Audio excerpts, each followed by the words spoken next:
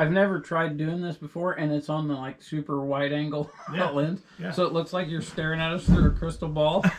But that's all right. If you just use a clip, it's not like people are gonna watch it for hours. Right. That's kind of what. And I don't even know, the battery was full when I put it in there last night, but I don't even know how long. Are you gonna light that up? Yeah. I got to give you something first. I'll give you each. Oh, cool. My other KNL Bic is out of fluid. Oh, well, there you go. That's pretty neat.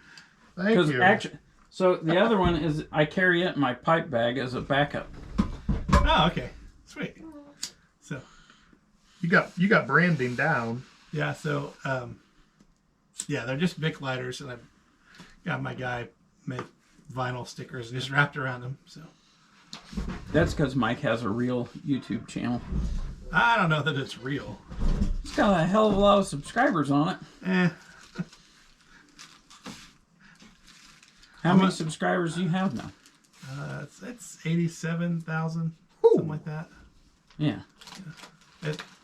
Most of them came from a short that went viral, and I don't think they stick around for the long content. They just watch shorts, but whatever. So stick this down in the bag. You can, yeah. Scoop it out. Yep.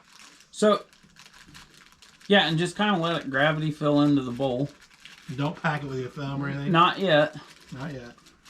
So, okay, now take like your little finger and push. All you're trying to do, you're not trying to pack it. You're trying to push the air out of it. Because, in all honesty, you'd rather have it packed too light than too tight. Okay, so that smells really good, what you're smoking. That's the same espresso.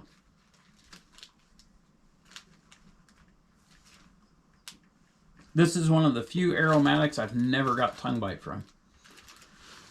And I occasionally get to chiefing on this pretty good because it's sometimes in the morning on the way into work I'll smoke this instead of cowboy coffee, just depending on the day. Oh my God.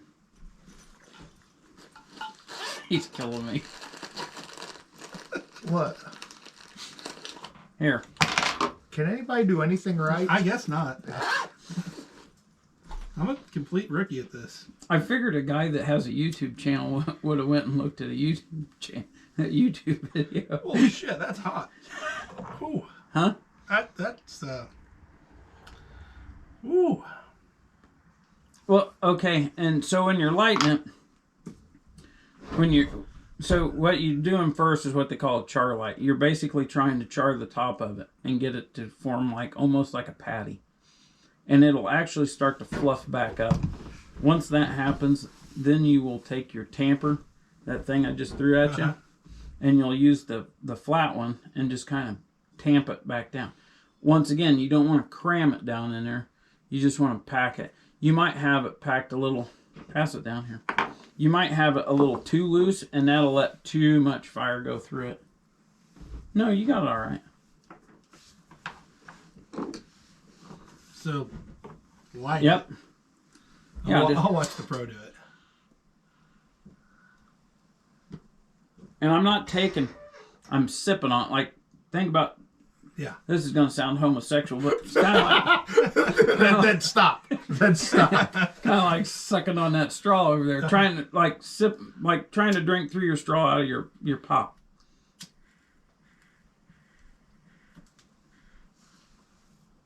Okay. And then? And then you just sip on it. It's not a cigarette. That's Remember why I don't that. smoke pipes. It's not a cigarette. It's a lot of work. It is, and that's why I, like, if you've noticed when I'm on doing my YouTube stuff, like out in the wood yard, you'll only ever see this every now and then because it's a pain in the butt to do while you're trying to cut and split. I can stand out there and smoke a cigar all day long because it doesn't require anything. This is something when you have downtime and you're just going to sit back, relax, and just kind of reminisce about the day. Yeah. That's exactly what it's for. And we were having this discussion. Or record a podcast. Or record a podcast. Now, why are you putting your finger over the top of it? That'll choke the air. It's like carburetor on your log splitter. It's you use the choke. Yeah, mine's out. So that's the other trouble you'll have with starting out with it being an aromatic. The tobacco is way more moist than a lot of other tobaccos, and it's the topping that they put on it to get the flavoring. So Harder to burn. Yep. And if you hear guys talk about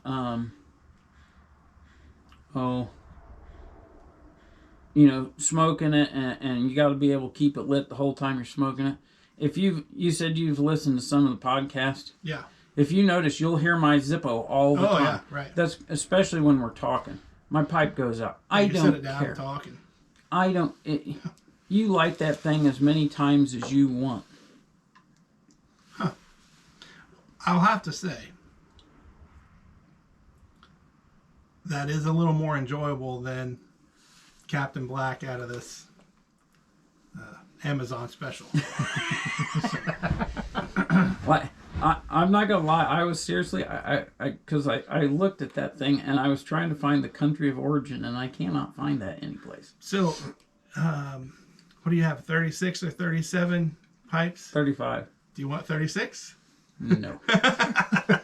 Trying to give Bobby my Japanese pipe. If you want, we can put it out on the range later. I wish I had that new 450 Bushmaster sighted in. That thing would look funny with a 250 grain bullet going through it. Yeah. Well, thank you for the education and the stuff. I will. I'll give it another try. Okay. Yeah. Because it is quite. The other person is Jacob Twin City Firewood. Yeah, he says he smokes his on occasion. Like every evening, he'll go out and just have a few. Because that's toasters. I actually last year at Hoosier Firewood Hysteria, he said something to me. He was like, "Man, I really." He's like, "I've wanted to try that." He's like, "But when I started looking into it, he's like, it's just such a deep rabbit hole to go down." Yeah. And I was like, "Well, here, and so I did the same thing. I just handed, and I give him one of my estate pipes that I had, and so I give him that, and I give him a tamper. The only thing I didn't hand him was a lighter. I mean, I set him up with some tobacco to get started, and I said, just try it. Yeah, he was super appreciative of that too, man. Yeah. When you walked away, or maybe days later, I don't know. I was talking about the notes I've got in my notebook, and I said that was for a tobacco I tried, and he made comment about ordering some. He'd like to try it too. I was like, just send me your address, and I'll send you some. And like I had to almost argue with him to get him to give me his address. Oh yeah. I was like, just take it. Yeah. It's like, and if I'm not allowed to take anybody in my basement because we're in the process of cleaning it out to redo it. But if I could take you down there and show you how much tobacco is in my basement, you'd completely understand why I don't mind giving some away. Got it. So, because that's like, I think this past week is the first week since probably November I haven't had tobacco show up at the house. Holy smokes! So there's literally. a reason for that, though. We're on the Muletown Pipe Show next week. Oh. So where is that? Columbia, Tennessee. Oh wow. So. Well, that'd be fun. So, do you have a budget? Yes. Okay. Are you gonna? No. What's on your list? In all honesty, I'm not really, since I've never been before, I'm not really going with the intent of buying pipes. I want to go and experience a pipe show and see what it's like. I am looking for some pipes for someone else while I am there, because he asked me about finding a friend of his a gift that's getting ready to graduate from boot camp. And he wants to get him something. And so he asked me if I would get something. I was like, do I have time to wait till the Muletown Pipe Show? I was like, because then I can go, and I was like, because he has a budget that he wants to spend. And I was like, if I go to that, there's going to be a bunch of estate dealers there. I know of at least 3 estate pipe dealers that'll be there. I was like, I can get you a high quality used pipe for the type of money that you're wanting to spend on a new pipe. and it's going to be it could possibly be a much nicer pipe. There's a used market? Yes. Oh yeah. Gross. No. You sterilize it. You can't see this, but Mark is agreeing with me. Oh yeah. So by the time you're taking us down a rabbit hole here. by the I'm time sorry. by the time you That should be the name of the podcast. It, Rabbit hole. it really should. Yeah. Getting off subject with Bob Ferguson. By the time you sterilize them and all that stuff, it's not bad. No. Now, if you get them and they haven't been through somebody that cleans them and stuff, you'll probably think, why in the world did I do this? Because especially if you get one that the guy was a big English pipe smoker, English tobacco smoker, it's going to stink like Latakia, which has a very prominent odor. It's not, I smoke some English stuff.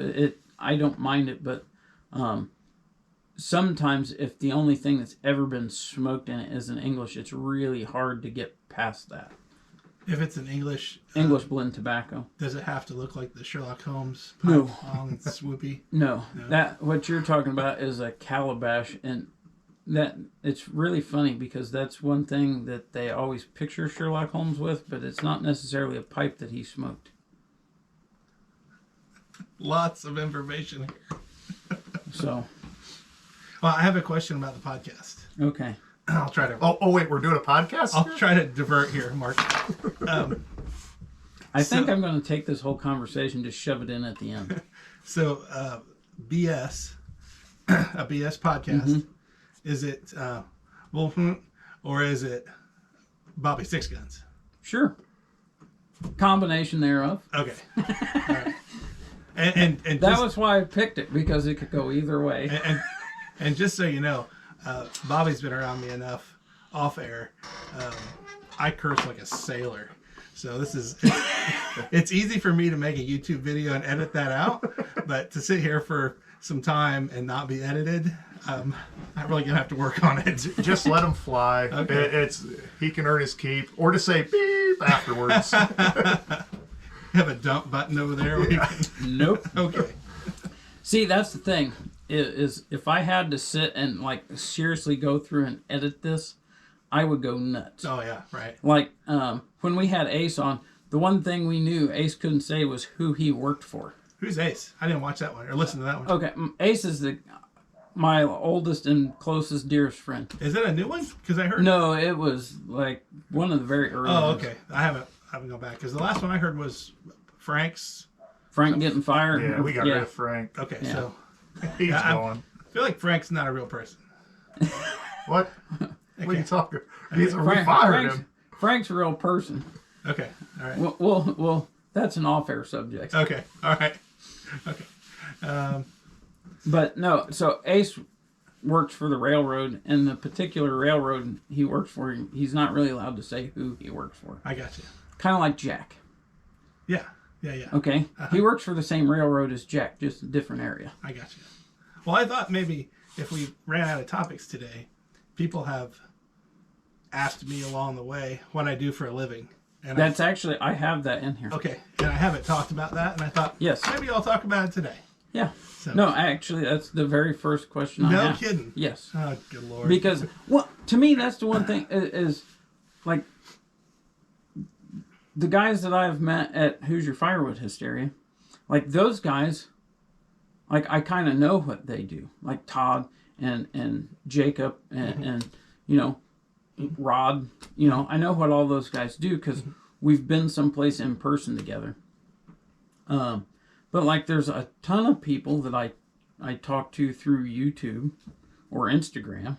I have no clue what their real job is. There's one guy that I've been kind of commenting on his videos and stuff that does pipe stuff, and I still haven't even quite figured out where he's at in the country. I think he's east.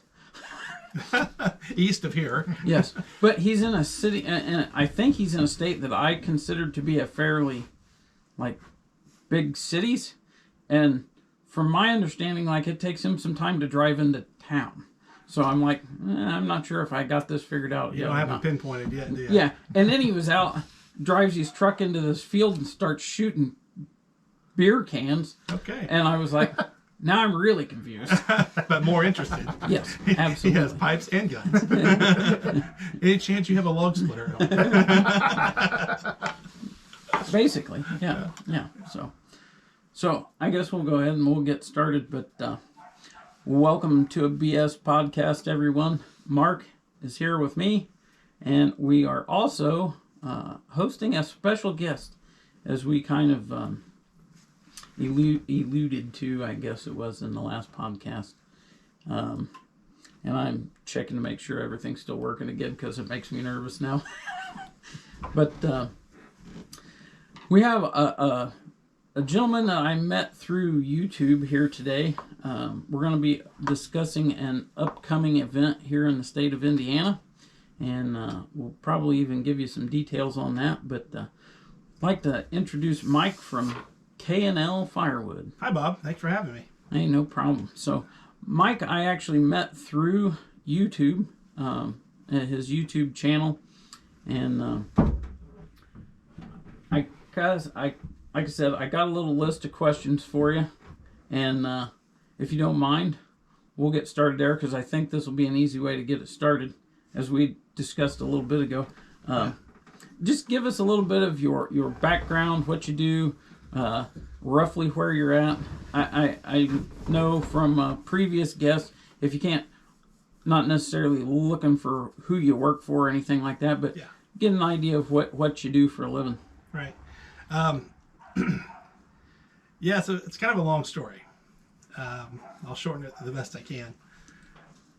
So I graduated high school in 95. God, you're old. Yeah, I know. And somebody once thought Mike was my dad. Oh my God, are you kidding? Oh, that's right. I remember that. Yes. I'm not Bobby's dad, by the way. We're 4 years apart.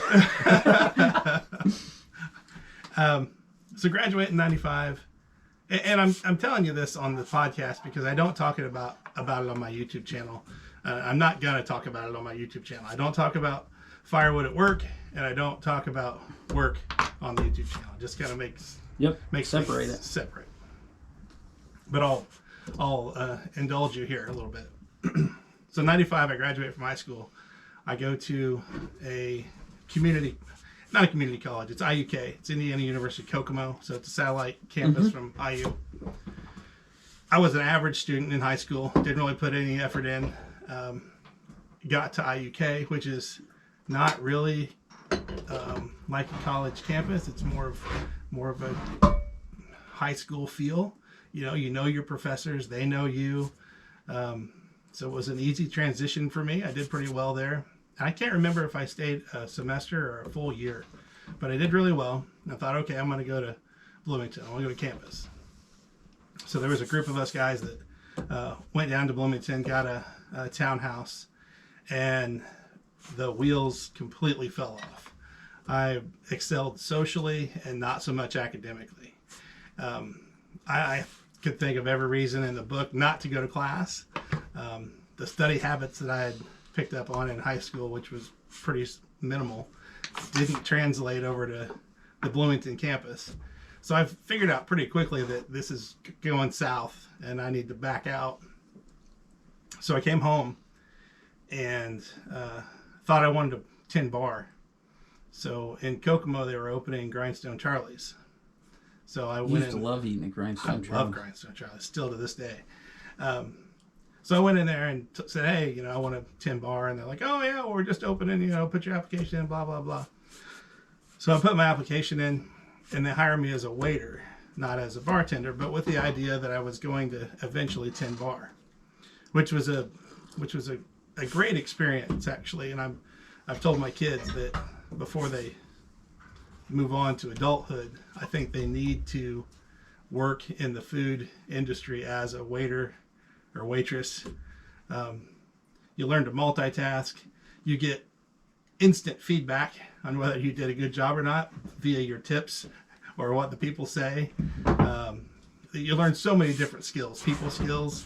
It's just a great experience, and I think every kid should do that before they go on to adulthood. Anyway, so I'm at Grindstone Charlie's. They bring in a bartender from wherever their corporate office is. They Tim bar for a couple months. And I was like, okay, well, this guy's leaving, so I want to, I want my hat in the ring for the bartender. Like, you need to wait the tables a little more. Well, the new guy comes and goes, and I try again, and they're like, nah. So I was like, forget it, I'm out. So at that point, I went back to where I'd worked in the summertime during my high school years, was at a building materials company. And got really comfortable there. I hadn't met Allison yet. One day I looked up from my desk, and I'd been there 15 years. And at that point, I'd met Allison. We got married. We were building a house, and she was pregnant with our first daughter. And when Kim was born, I've never had this feeling since, and I'll probably never have it again. And I can't tell you what it was, but something said, you've got to do something different. And it wasn't like a subconscious thought, like a suggestion, like, hey, you need to stop smoking a pipe or whatever. It was a command. It was, it had to come from God, because there was no choice in the matter. It was, you have to do something different. And there was a moment of clarity for me, and a moment of drive that I've never had before in my life. So I had the subjects that I liked through high school were math and chemistry and biology. And I thought, well, things I sucked at. Well, I thought I'll be a pharmacist, I guess. But at this point, I'm 34 years old. I've got a house that's brand newly constructed. I got a brand new mortgage, a brand new wife. She's just had a baby. How am I going to do this? So I have a cousin, and my wife has two cousins who are pharmacists. So I reach out to them and pitch the idea to them. I'm looking for somebody to tell me this is the dumbest thing in the world. Don't do it. But they're all super supportive. They're saying, oh yeah, go for it. I was like, dang it. All right, well, I'll reach out to Purdue. That's who'll tell me no. I'll reach out to them. Top 5 pharmacy school in the nation just about every year. So I reach out to Purdue and say, hey, I'm 34. Here's what I got going on. I know I'm late to the game. I'm kicking this idea around. What do you think? And I'm expecting one of two things. Either no email return, or them to say, yeah, you're right, you're too old, this is a young man's game, thanks for thinking of us, but no thanks. Completely opposite response. They say, people change careers all the time. If you're motivated and you think you can pull it off, we'd love to have you, come over and talk to us. It's like, shit, no. Okay, I guess I'll go. So I go over there and talk to them and do everything that they ask. I end up doing some of my prerequisites at IUK, back to where I started. Did really well there, and applied and got into pharmacy school at Purdue, and graduated in 2018 as, I was 40 something at that point. So I see, and I didn't realize that you had only been doing the pharmacy thing that long. Yeah. Because I told Mark last week that, we were having a drug dealer on. Yeah, right. So all my YouTube buddies, that's what they say. That I have a drug dealer friend, and the place I work is right on the corner. So I sell drugs on the corner. That's funny. And I work for a national chain pharmacy. Yeah. You could pick it out. Yeah. I give you 3 guesses and you'll name it. So. Yeah. But yeah, that's what I do for a living since 2018, and it's been awesome. I'm glad I had the whatever that was, that moment in time where someone or something told me I had to do something different, and it was super clear on what I had to do, and I just nailed it. And to me, it's interesting because you were thinking that like the college would be like, no, you're too old, you're out of it. Mm-hmm. When I worked for the fuel shop and I took that shop over, the owners of the company wanted me to have a bachelor's in business. And I went to a technical school, and I'm literally my math credit short of graduating with an associate's degree. But the last math professor I had made me so mad. I called her a very unpleasant name, and I walked out of the class because I just felt like what we were learning had nothing to do with what I was going to use in my day-to-day. And I still believe that. But when the company wanted me to go back to college, I signed up to I was going to start doing classes at Ivy Tech here in Warsaw. Mm-hmm. And then transfer over to Grace College to finish my Bachelor's of Business. Because they had an adult program. And that was the one thing. Nobody, I am convinced that, and I was a totally different student at that point. And I wasn't as, I guess I was in my, because Hadley was little. So I was probably my late 20s, early 30s when I did this.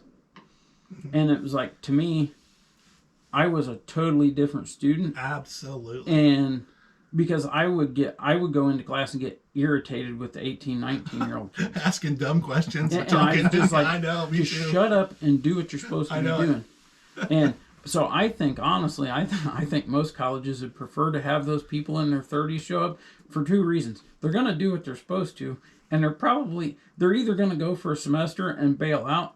College ain't out any nothing, and they got a semester's worth of money out of you. Yeah. Or you're going to ride this dude out to the end. Yeah. And they know you probably have money. Yeah, or access to it. Yeah, exactly. Yeah. So it's like, I think that's a big difference in it. And my daughter just did the same thing. So she went through a semester at Manchester, and then she was like, this is not for me. Did she go to Manchester Pharmacy School? No, she was going through their nursing program. Okay. But she was like, and in all honesty, it was the not to be political, but it was the liberal teachers that my daughter was like, this stuff has nothing to do with what I'm going to college for. That's too bad. So she just quit, went, got a full-time job, and she's doing really good. And how old is she? 19. Yeah, so she's where I was at 19, you know. Yeah. When she's And that's 35, why she might change. I was like, well, and that's what she told me. She was like, I've already looked. She says, I can go and get my RN at Ivy Tech for what one semester at Manchester cost. Oh, yeah. And she says, and I'll be done in 2 years if I decide that that's really what I want to do. Yeah, for sure. So, yeah, that's a good thing. But no, that's interesting because I love that story.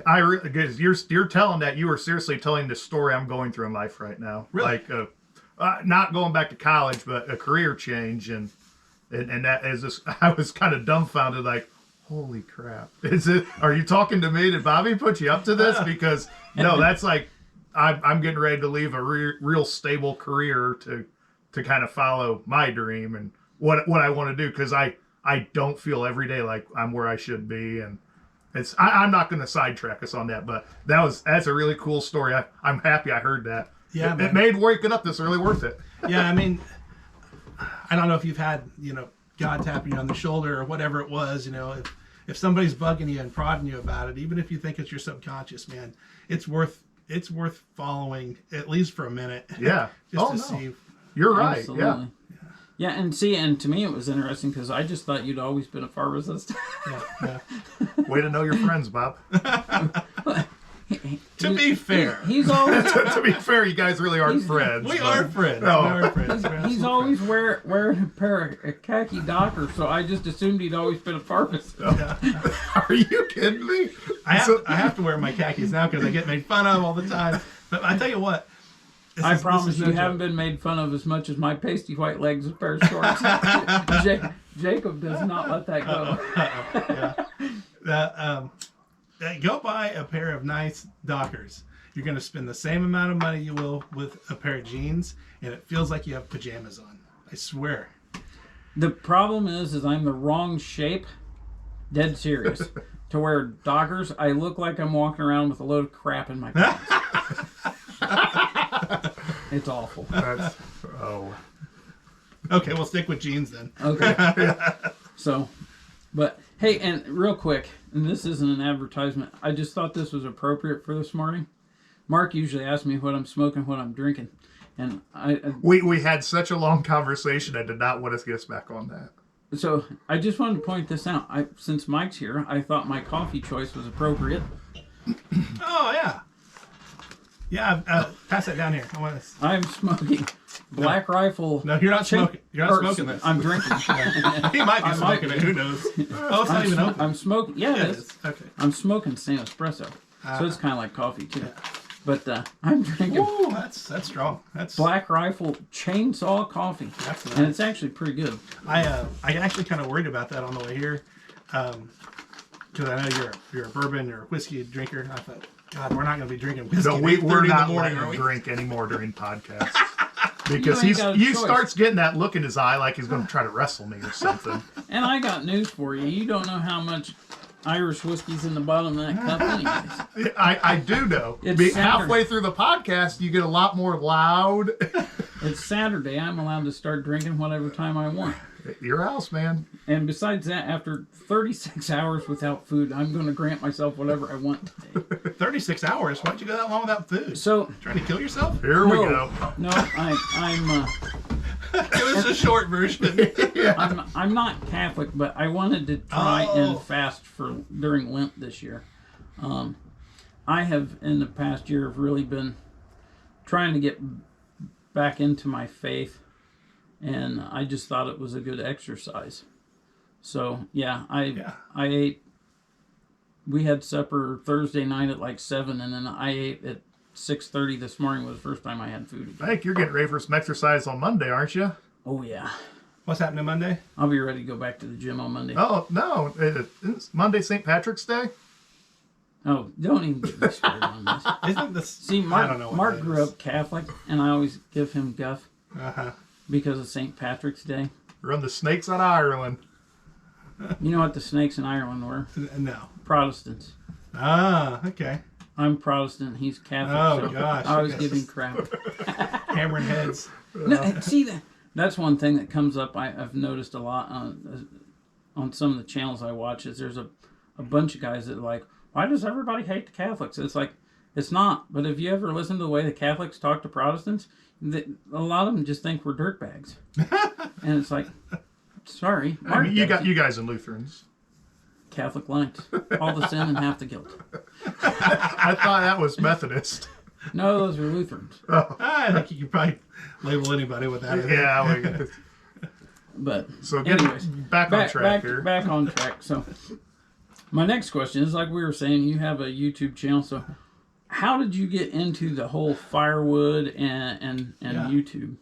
Yeah, so when we built our house, I was working for that building materials company, and they had, I don't know, a handful of those outdoor central boilers to heat their buildings.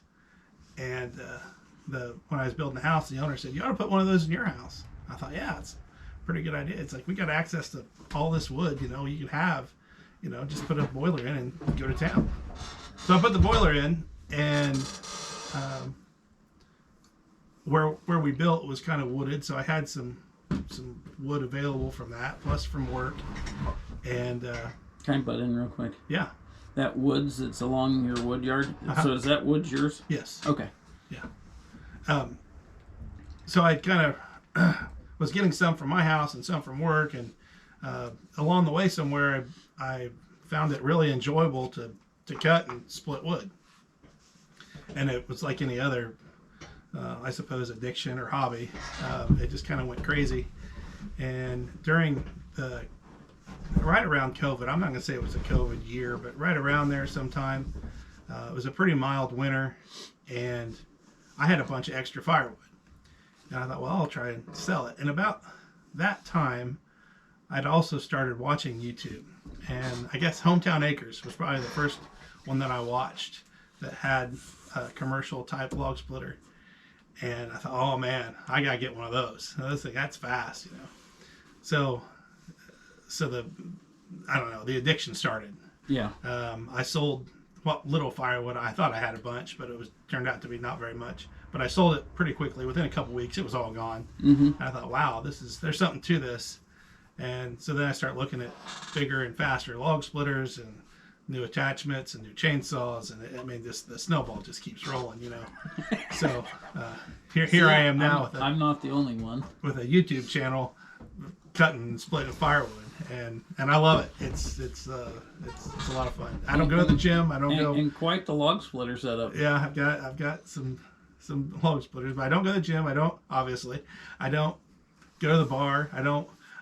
I kind of quit playing golf, except for my oldest daughter now plays golf, so I play with her some. I used to fish quite a bit. I had a nice big bass boat. I sold it, and $1,000 worth of rods and lures, and This is going to sound funny, but I never pictured you as a fisherman. No, we I just picture you as a pharmacist.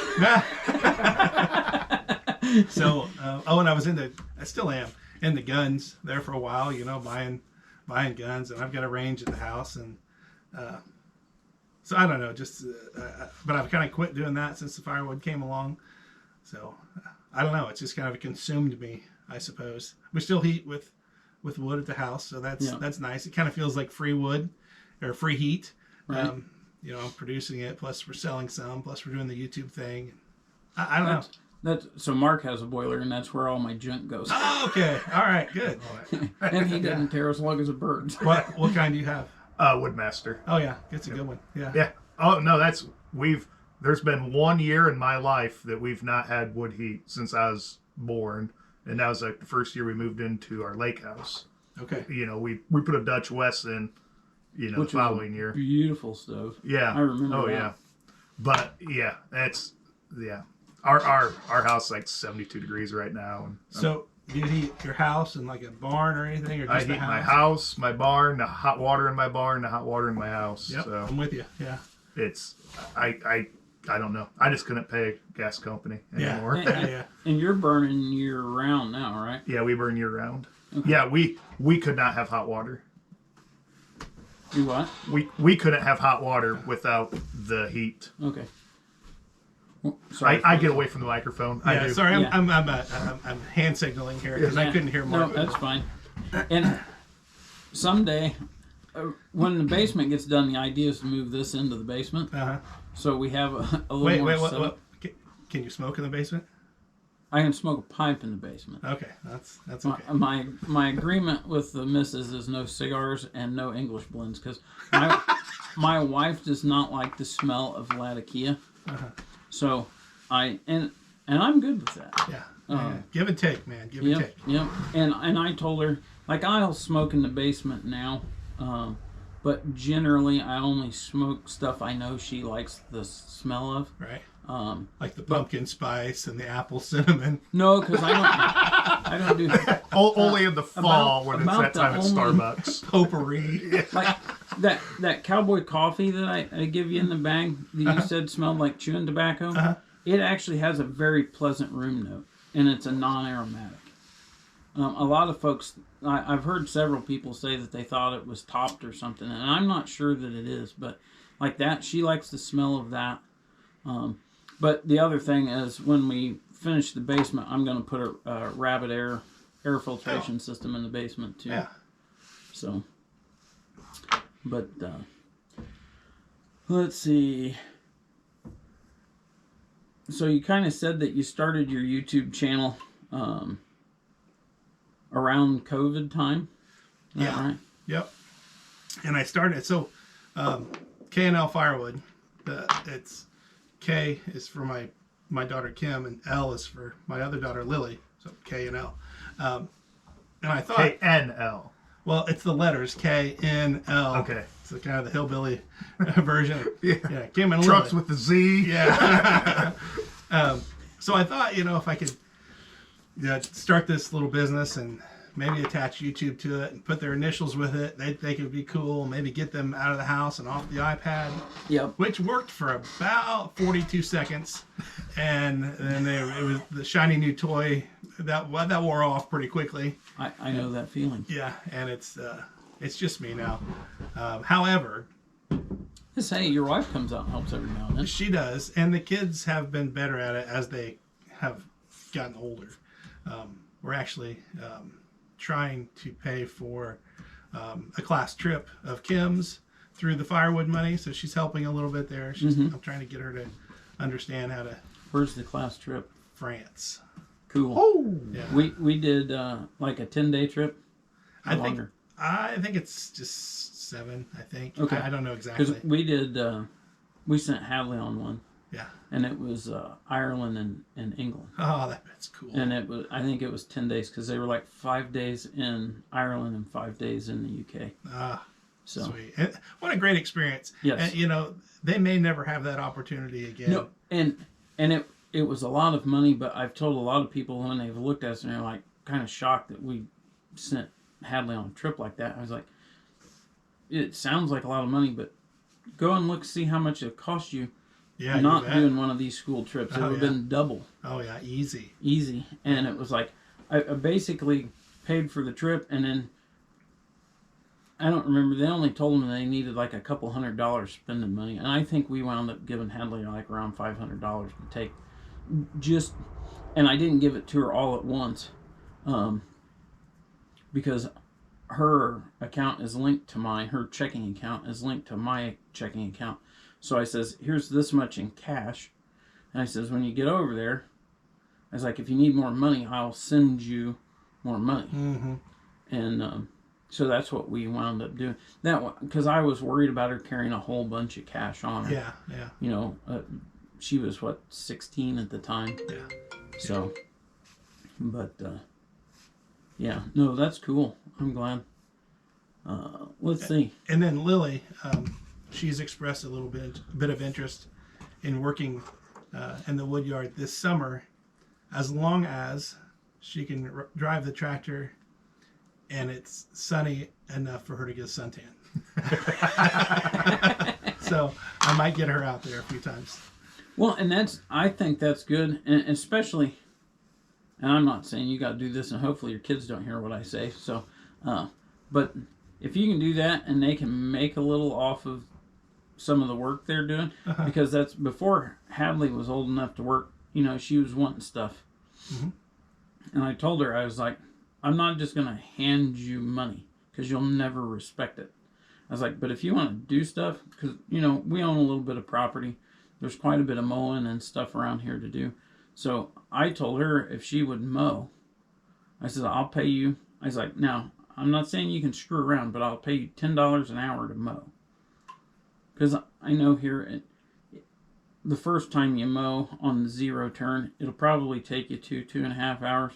Once you get used to the zero turn, you can mow the whole place in an hour and a half. Right. And I always paid her for 2 hours. But, you know, I kind of got her going. And that did me a lot of good because that freed up some time for me because I didn't have to mow. $20 well spent. Yeah. And, you know, she did. She respected getting the money. And Yeah. Well, we've handed out enough money over the years where they're of the age now where they actually could do something. You know, it's nice to think about that when they're 9 and 10 years old, but they can't do much at 9 and 10 except for, you know, unload the dishwasher and run the sweeper. I honestly, I don't think Hadley really started doing any of that sort of stuff till she was, I mean, she was helping with dishes and stuff when she was younger, but I want to say she was probably 12 or 13 because she only did it for a couple years before she went and actually got a job. Yeah. And she actually, I was surprised, she got a job at 14 as a car hop. Oh, wow. Like you were saying, working in food service is pretty good for her. Yeah. Like, that taught her a lot. Heck yeah, it did. Yeah. So We've always paid our kids for their grades, too. Like, they only get a report card twice a year. You know, it's not that much money. And it gives them, I think, some motivation. And I don't know if the money motivated them, but they're really good students. So, I'm thankful for that. that was the those one are thing. dollars well spent, too. That was one thing made me happy because Hadley was a way better student than I ever was. But, well, I guess we'll get to the big thing that we want to talk about while you were here is an event that's coming up April 4th and 5th. Yes, sir. In Greentown, Indiana. Yes, sir. At the Howard County Vietnam Veterans Memorial Campground. You got it. That's a lot to say. You didn't even read that, did you? No. He didn't. Wow. But this has been going on for 3 years. This will be the 3rd year, right? Yes. Yep. And it's called Hoosier Firewood Hysteria. Correct. What I don't think I even need to be here. He's doing a great job. Yeah. what brought this about? This is the part I can't answer. Okay. So it was, I think, YouTube kind of driven as well. There's a guy on the east side of Indiana, Indiana Doug. I don't know if you watch him or not, but he's a chainsaw nut. Yep. Super dude. And I had a saw, an older saw that I was selling, and he was interested in it. So he's like, I just got to come over to your wood yard. We'll hang out for a day, and we'll just. You guys did a video. We did. Yeah, We did a I couple remember. videos. Yeah. It was a great time. Super guy. Well, he and I got to talking that wouldn't it be cool me and him were just thinking about doing this. And wouldn't it be cool just to go to somebody's house that was either disabled or couldn't split wood anymore, but still heated with wood and whatever. Just split all their wood for them. You know, just showed up, split all their wood, said, hey, you know, see you later. Thanks. It was fun. Yeah. You know, just to do it, you know. But yeah, that sounds really cool. We should do that. And I thought, well, you know, why couldn't we do that on a bigger scale and, you know, maybe have a bunch of people involved and then donate the wood? And I thought, well, where is that going to happen? And I thought, well, we could have it at my house. And I thought, no, I don't want the liability. Yeah. So then it just kind of died. I stopped thinking about it for a minute. And then one day I just kind of woke up and I thought that veterans campground goes through an awful lot of firewood, and those guys aren't getting any younger. Right. And they've got a facility, and I wonder if they would be interested. So I went over, well, I bounced it off some guys first in the YouTube world. I think you and I actually met at the Hoosier Firewood Hysteria. Yeah, we had talked a little bit through YouTube, but yeah, that was the first time we met. So you weren't part of the committee at that point. You are now. But so I bounced some ideas off of some of the YouTube guys that I talked to, and some of them are out of state and far away, and they're like, yeah, if you get this done, we're coming. We're there. I was like, all right. So I go to the board meeting. Well, actually, I stopped in to the campground. If you've been there, it's just, I don't know, there's several buildings, but it's a conglomerate of buildings. Yeah, but there's one main building that they have, where they have all their meetings. They have a bar there and a nice kitchen. And I walk in, and there's one guy there sitting behind the bar smoking cigarettes. And I walk in. I said, sounds like a day well spent. yeah. I said, I've got a really odd request. I said, do you have a second? He's like, yeah. And so I said, well, I'm really into splitting firewood, and I've got a few friends that kind of like to do it too, and I know you guys go through a bunch. Would you be interested if, you know, some of us showed up one day and just split all the wood you had here? And at that point, they were getting tree service wood dropped off, and they were trying to work through it as they could. And he was like, are you serious?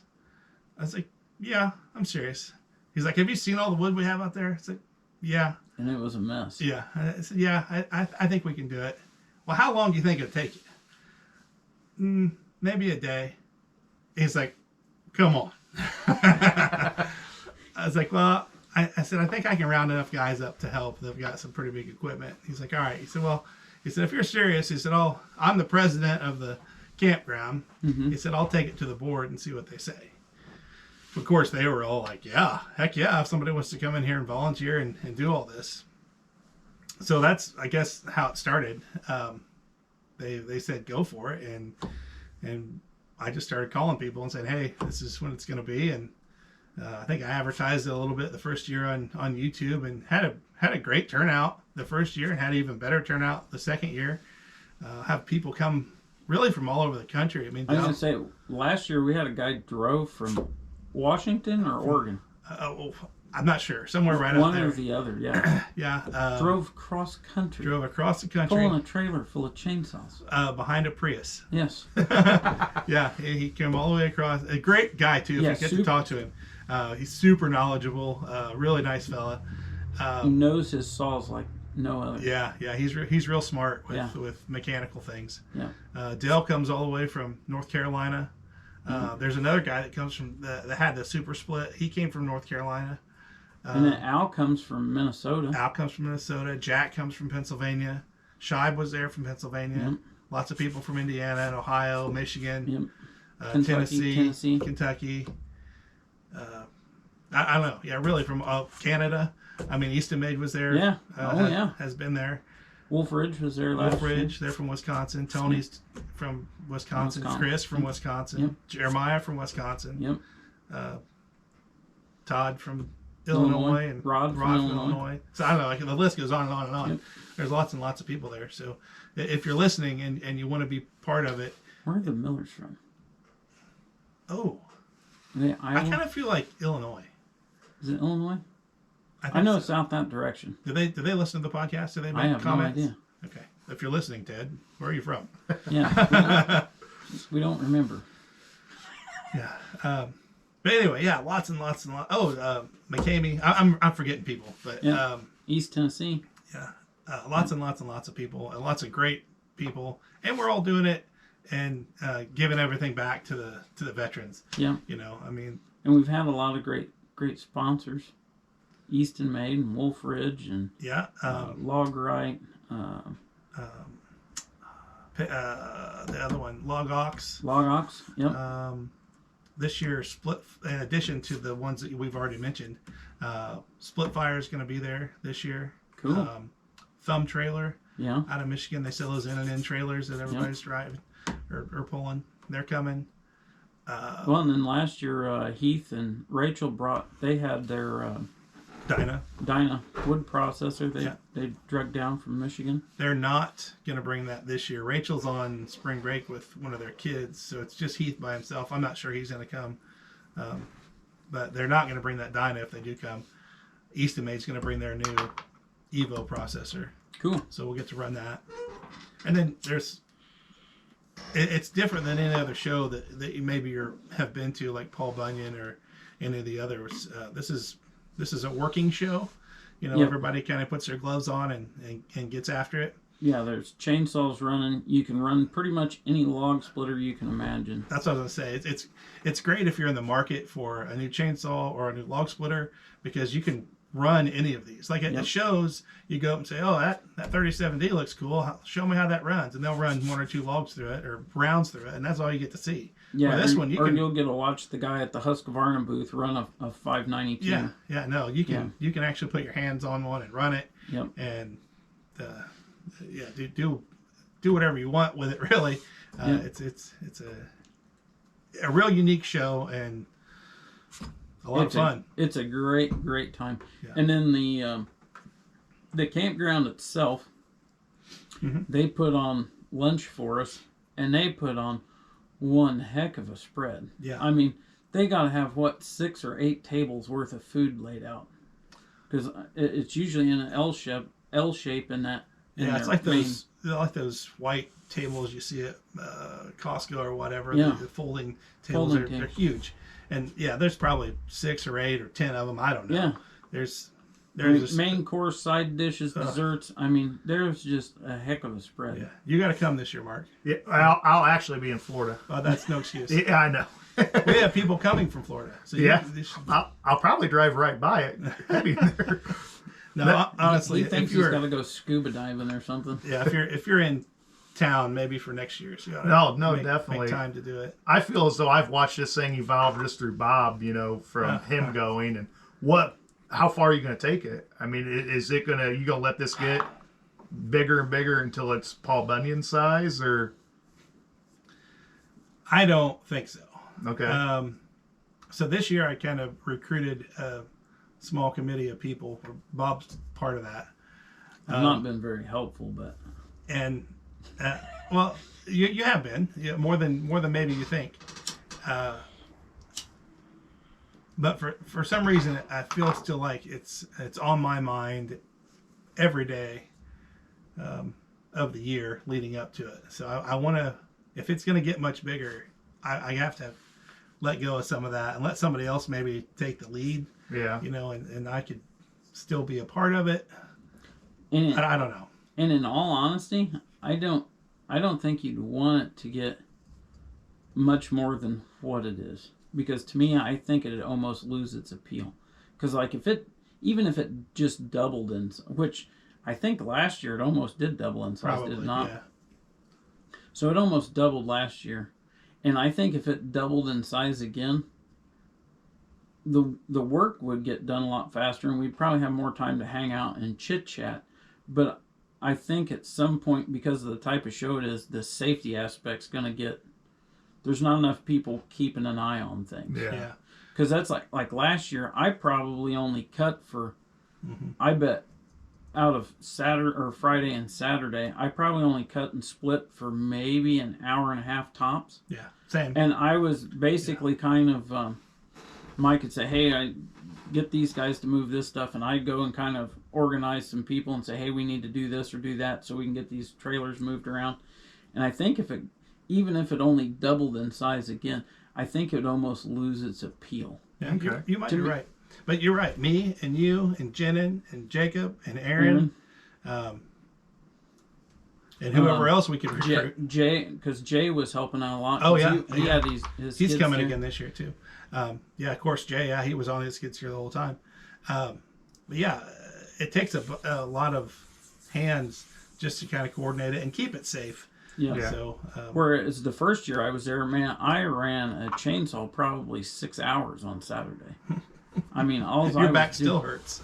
all I was doing was cutting wood, and I loved every minute of it. Yeah. I think I showed up with like four chainsaws to that, and I ran every chainsaw I took with me. Yeah.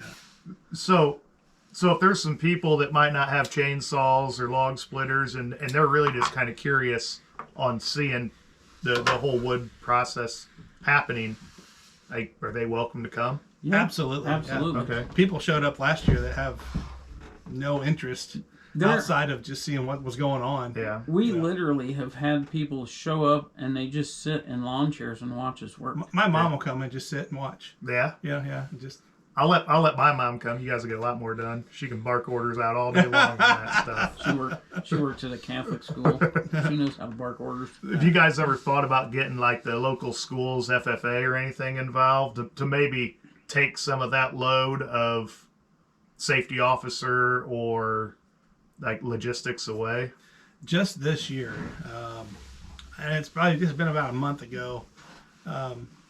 I talked to Joe over at Ohio Wood Burner. Mm-hmm. He puts on a big Yeah. firewood deal, and we were just bouncing ideas off each This other. is the first weekend in May. Yeah. I'll be in Chicago. And he said that he's done that actually. He's reached out to the high school and FFA and Boy Scouts and Girl Scouts, and he's actually reached out to his local government office to get some maybe people from that office to come out and help, and the highway department and whatever. Whoever he can get to help him, he has, which that's something I have haven't a done. pretty big. I mean, because it's at a fairgrounds. this Yeah, it year. is. I mean, he's moved it into something that started out in his wood yard last year or 2 years ago. 2 years ago. I 2 think years I think he had it for 2 years at his wood yard. Yeah, because it started out as the grand opening for his new wood yard. Yeah, right. You're right. Yep. So to answer your question, I just recently have thought about something like that, but I'd have to get this behind me. It's a Yeah. month away, so I'll get this behind me and then kind of reflect on maybe what I need to do for next year, what we need to do for next year. Yeah, and it sounds like you guys have a pretty good group, and that's Bob and I have done a lot with local fairs, truck pulls, and you never know. It's I think Bob was the one that says that get involved, volunteering with that stuff, and you never know that little old lady who directs trucks coming into the pits or how much you need that. And just like in your case. So if you're listening and you want to volunteer, definitely. Yeah, for sure. Reach out to me or Bob or something. Yeah. But in that spirit, you guys can't see this because it's a podcast, but you are the first two recipients of this year's Oh boy. Hoosier Firewood Hysteria stickers. Oh boy, I got two of them. Wow. No, one's for Bob. Oh. it's funny. Mark was just that glass that's laying up there on the shelf. All the stickers that I have collected because I wanted to put them someplace because like in the past I have a safe up in the shop And my refrigerator that's up in the main shop, I've always in the past put my stickers all over that. And all the firewood channels and stuff I've met through YouTube, I didn't want to just put them on that stuff. I wanted to put them someplace, and I finally figured out where I was going to do that, and I just haven't got it done. So all the stickers I've collected like the last 2 years are all laying up there. Well, add that one to your. Will do. Yeah. So it's an event on Facebook. Yeah. Just had to look that up. Yeah, that's a guy. He's actually in Canada who has put that page up. So, yeah. Yeah. And he reached out to me, and I was like, man, I don't have any idea how to do that, but if you want to, go ahead. He's like, all right, I'll do it. and anybody that's interested in going, because like I said, we're just shy of a month out, April 4th and 5th. The 4th is kind of a setup day, and it's really, we kind of get stuff organized for Saturday, correct? Correct. Yeah, I'll run you through that a little bit. Okay. I'm going to show up about 10 o'clock on Friday, and people with big equipment, I'm hoping, are coming in on Friday. Easton Meg, Wolfridge, if you're pulling a splitter, or you're bringing a skid steer, or whatever you've got, feel free to come on Friday. We'll get you set up. We'll get kind of the layout of the land where everybody's going to be set up for Saturday, where it's going to be the safest and makes the most sense. And that usually takes a few hours. And then traditionally, we've just all kind of hung out there at the end and thrown money in a hat and got pizza from a local pizza joint. But this year, I've got a friend who's going to kind of cater it for us. Mm-hmm. So I was going to have some food there Friday. So when we're just going to do a donation for that food, and whatever proceeds we make past whatever it costs me for the pork, we're going to donate to the campground in Bill Obermeyer's memory. He's a guy from Cincinnati. Me and Bill last year, we were helping veterans move mattresses in campers. Yeah, he was the guy that actually the very first year that we had it, so 2023, I'm there at 10 o'clock or whatever. I don't really know anybody unless you have a YouTube channel and I've seen your face before. I don't know any of the viewers at this point, right?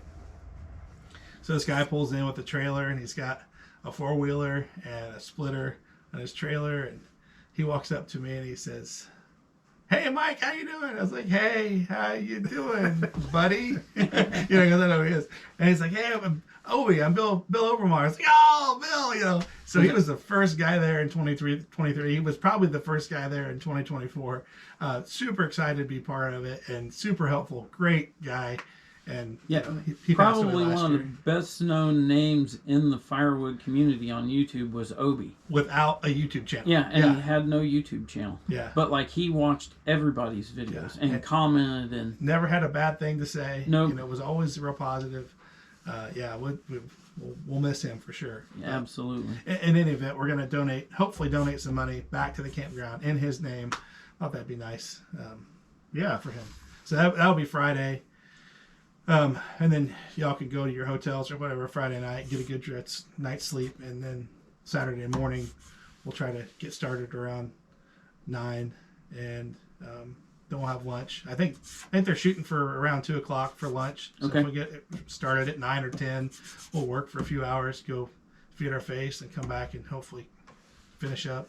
Yep. I think with the wood that we've got over there and some of the equipment we've got coming, I'm hoping that the splitting will be done even faster this year. I think the very first year we did it, I think it took us 12 hours. Last year, I think it took us 8 hours. This year is hopefully going to take us 6 hours. I'm kind of hoping that, which would be great. 6 hours of fun time. And I'm planning to bring the tractor again. Okay, good.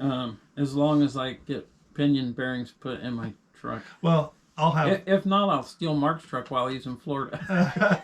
There you go. He's not going to be using it. He's going to Florida. Oh, oops. I'll drop my tractor off on the way. So yeah, I got to get pinion bearings put in the truck. Which the whole reason I missed Bunyan last year was because me and Mark got up Saturday morning and had to go pick up a rear end for my truck because the ring gear had come apart in it. Were you on your way to Bunyan? No. Oh, okay. This happened literally like the weekend before Bunyan. All right.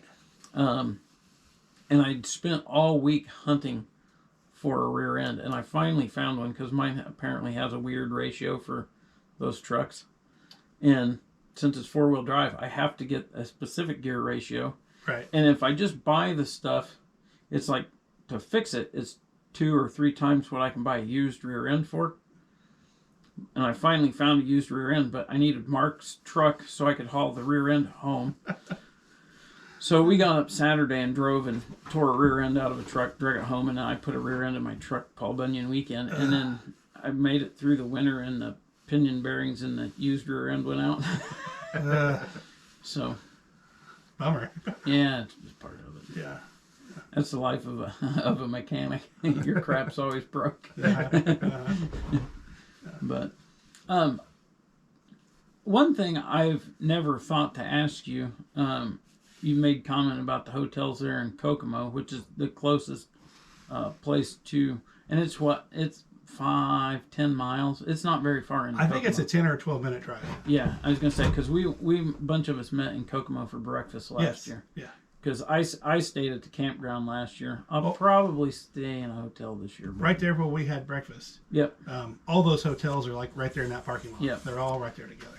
So if you're staying if you get a hotel in Kokomo, you're within 15 minutes of the campground. Easy. Yeah. Easy. Yep. So. So let me touch on one other thing before we get off this.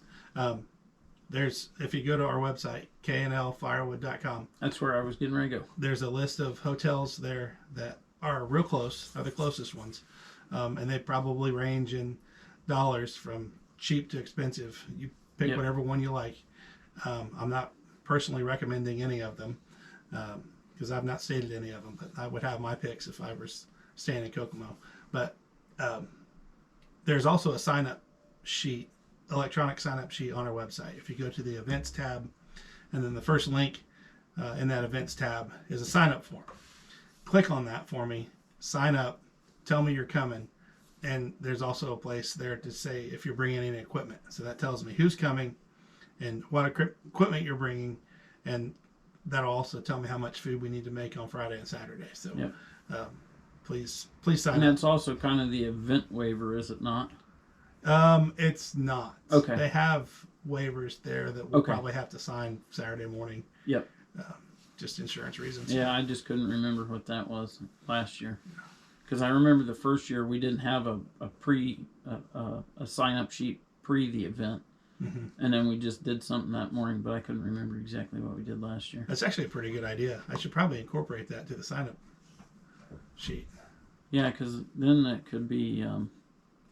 then you could just print it out and give it to the campground, I would think. But you'd have to electronically sign it. So that's something else I'd have to work on. I need something to tell me how to do that.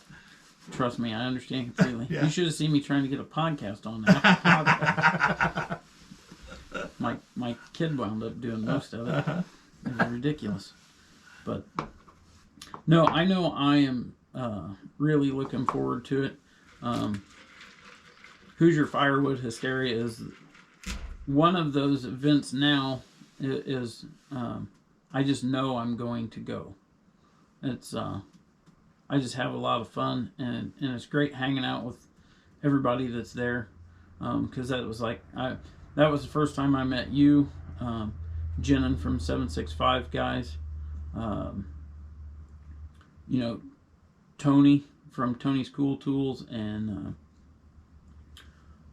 Chris from In the Wood Yard. And Chris is the person. I was actually home with COVID, and that was when I first started. I never even thought to look for firewood on YouTube. Isn't that crazy? And I wasn't even looking for it. I somehow ran across Chris's channel looking for something else. And I bet for like 2 days I watched videos that Chris had. Well, I don't know if Mark's ever watched. Chris puts out a video every day. Really? Yeah, because how do you have the creativity to put out a video every day? He just videotapes what he's doing out in the wood yard, and then there's some days he probably makes 3-4 videos in a day. Yeah, he'll make more than one video in a day. Okay. And release it over a week. Yeah. But because he owned his own business plus had the firewood business, so and when he started out, his firewood business was in the ground behind his regular business. Okay. So he just went to the same place every day. And if he wasn't doing anything up there, he went out back and made firewood. So, right. But yeah, he was the one that got me watching. Probably me too. Probably all of us really. Yeah. Like I said, the first one I ever saw was Hometown Acres, but I'm sure he was right there too. Yeah. The first ones. But yeah, so I mean, met a bunch of them guys, and then I really started watching like Jacob from Twin City Firewood and Brandon McCamey Farm and Firewood, watching their channels. And last year when those two guys showed up, that was just the coolest thing ever. Yeah. I remember when they showed up, it was almost a big deal. I mean, it was like everybody stopped, went over, shake their heads, and say, "Hey, how you doing?" A little starstruck. I think it's just the fact that you kind of start a friendship through YouTube, chatting back and forth. Because I mean, I won't say I watch every video everybody puts out because I don't have time. It's for hard. that. Yeah. Yeah. And but you watch these people on a fairly regular basis, and then you comment, and of course they're doing the same. They watch some of your stuff and comment to you, so you start to build a rapport with them. And of course now you know what each other looks like if you already have a YouTube channel. So it's like when they show up, it's like you already know them. Yeah. Yeah. I mean, long lost buddy. Yeah. Yeah, because that's like I was really excited to meet you today because I've never seen you. Right. I'm sorry to disappoint. But you know, like last year on Saturday when we all got done, I broke the tractor. You probably remember that. Yeah. I'm sure Mike remembers that. Me being stupid. But I had to run into town and buy some hydraulic oil so I could get the tractor loaded back on the trailer. And when I got back, like everybody was sitting out behind vehicles or up by the bar at the campground, and everybody was just kind of, these groups were just all kind of hanging out together and chatting, and it was really amazing just to kind of see that. And Friday night, last year, when the Easton Maid bought pizza, I think last year, Yeah. and Chris Wolf bought beer from the bar, Yeah. So everybody was just kind of hanging out, having a beer and eating some pizza and, you know, visiting, getting to know one another. And it was just... That's part of the fun. Yeah. The camaraderie part Yep. of it. Yeah. Yep. And we were done way earlier last year than we were the first year. Because the first year we worked basically till almost dark before when we were finishing up. And everybody was pretty spent. Yeah. Now, last year we were done by what? 4:30, 5 o'clock. I honestly don't know what time we stopped, but I know it was much earlier because we had time to. Yeah, because we had everything cleaned up. Yep, and we all hung out at the campground for I don't know how long, and then there was a whole slew of us in a couple different groups. All went into Kokomo for supper. Did you go out to dinner? Yeah. Yeah. The groups that I saw that went out to dinner were pretty hammered. Yeah, we didn't get nowhere near that because I wound up going back to the campground. I hooked onto the trailer and drove home. Oh, really? Yeah, Okay. I think I left the campground like 11:30. Okay. Yeah. Yeah, because originally I was going to stay, and I thought there was a storm coming in Saturday night into early Sunday morning. I and I remember thought, that. Yeah. screw this, I'm going home before it gets too bad. Yeah. And when it was just starting to rain when I was unloading saws. I didn't unload the tractor or anything, but I got the saws and fuel out of the bed of my truck just as it started raining here. So. Yeah, if I remember right, too, it was a duck drowner because there was a couple guys that were tent camping that have said this year that they're not doing that anymore. They're going to stay at the hotel. Yeah, I'm probably going to get a hotel room for Friday night. Yeah. I probably ought to call and make a reservation just in case. Really, you should, because I think last year, and we're doing it a month early this year, but last year they had a bunch of travel baseball in town that took up a bunch of hotels, so you might want to get on that. Worst comes to worst, I'll sleep in your barn. That's fine too. But well, good. I think that covers. I had a couple other questions, but we already kind of talked about that, so I don't know that I got much else. I've just been listening. I don't know. I'll be honest. You talking about getting into being a pharmacist, that really it threw me off my game. I'm just like, this guy's talking to me. So I appreciate it. No, this is great. This is the best podcast we did. I haven't said anything, so I like it. You asked some questions, so you held up your end of the bargain. Okay, thank you, Massa. Well, thanks for the pipe lesson too, and the all the goodies here. No problem. This is fun. I'll have to say that I do enjoy that more than I enjoy the other. You could tell them the truth. You're not a 90-year-old man. And I'll be the first one to admit, it's probably not for everybody. Mm-hmm. But I also know that if you have some different stuff, it can change your outlook on it. Another thing is too, and you'll hear a lot of guys that have been around pipes and pipe tobacco a lot longer than me. Pipe tobaccos that you don't, you try them fresh out of the tin and it's like, I'm not sure I'm going to like that, or don't know that I care for it. The stuff that's in this jar, when I opened this up fresh, I did not care for it. A year later, it's pretty good. So does it age like wine? So this is a Virginia Burley mix. This is Cornell and Deal's Briar Fox. And Virginia's age well because of the sugar content in them. Huh. And to me, this is even just a year on it, it's a little smoother, not quite as... the Virginias in it aren't as sharp as they were. And this is considered a pretty mild blend with the Burleys in it. But I really, when I first opened it, I really didn't care for it. And I stuck it in a jar, and I've been smoking it this week. And now to me it's not like what I remembered is not what I experienced when I was smoking it this week.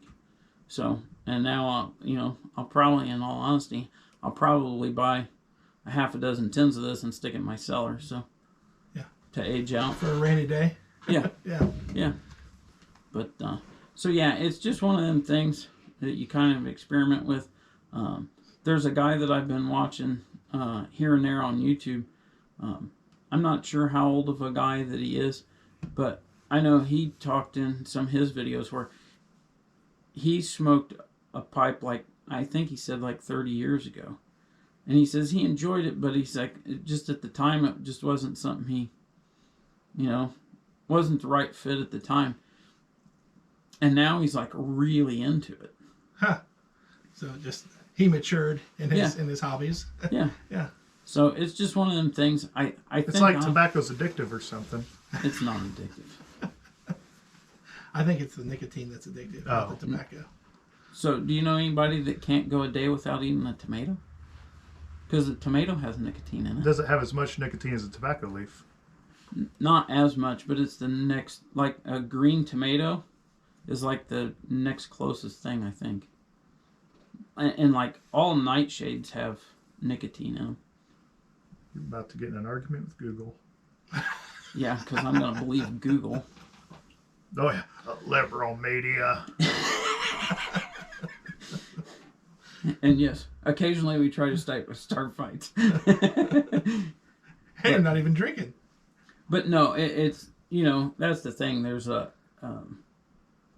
said it on here before. We traded the cigarette company's life for the government's life. Not to be a conspiracy theorist, but like, because I don't crave tobacco.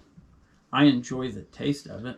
Yeah. But like I can go days on end without chew or pipe tobacco or a cigar. Really? It doesn't bother me a bit. I'm surprised. With as much as you do. I mean, you do all the varieties. You do the chew, the cigar, the pipe. And the chew, honestly, is the taste. Have you tried those are they nicotine-less? Oh, so, okay. Whatever they're called. I don't know. To me, so all that is you get nicotine. There's no joy. To me, there's no joy in it. There's no nicotine in it. Is what they're touting.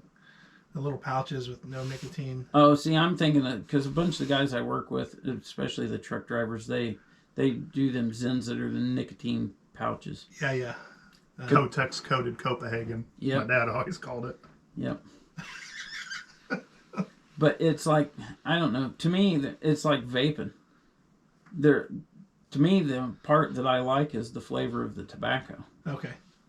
You could probably get a vape stick that's flavored like tobacco. And seeing that's the funny thing is that I'm not what. Nothing. Go ahead. What you had this look. He found something. No, I did. The tomato has trace amounts of nicotine. I can't get a number, and I'm not going to look into it that much because I don't care. That's the part I've always had trouble too. But if you get to digging, there's been a lot of stuff that shows, and even nicotine being beneficial to your cognitive function, and that's great. Yeah, good job. Thanks. Keep it up. Yeah.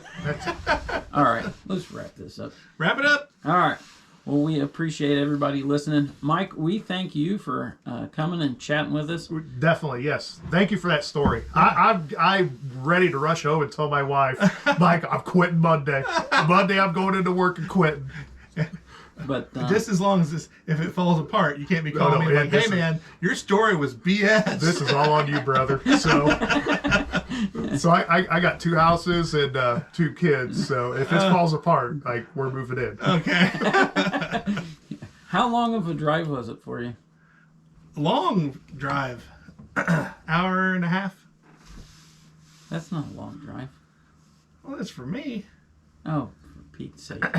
It takes me an hour to get anywhere. Yeah. Well, we'll talk about that off air, but I came through some... there's got to be a better way home. No matter how I got here. I bet he went through Packerton. I did. I wasn't going to mention any town, but I certainly did. The only thing in Packerton's a landfill. I was pretty scared at that 4-way stop. I was like, I'm pretty country, but I feel out of place. Did you get a pop from the famous pop machine? No. That pop machine's famous. I'm serious. All right. Well, maybe I'll have to on the way home.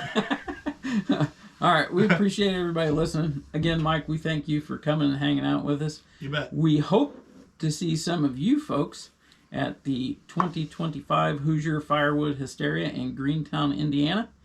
And until the next time, take care. Those headphones were killing my ears. I don't know why.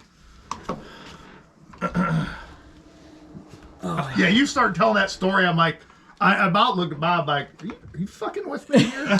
or what's going on? So where are you leaving? I'm a heavy equipment mechanic. That's all I've ever been, and I'm getting into the maritime industry. I just recently have got my captain's license to be able to drive like ferry boats. And yeah, so I'm leaving. Are you moving? Not right now, but yeah, I'm on commute right now. Where? So, like Put-in Bay in Ohio, Mackinac Island, Chicago. Oh, shit, you are going to commute. Yeah, okay. Well, they all offer, like, housing. Is this something that you're really passionate about? Yes. You're just chasing the money? Yeah, boating. Oh, no. It's probably a pay cut. Yeah, it is probably about half of what I make now.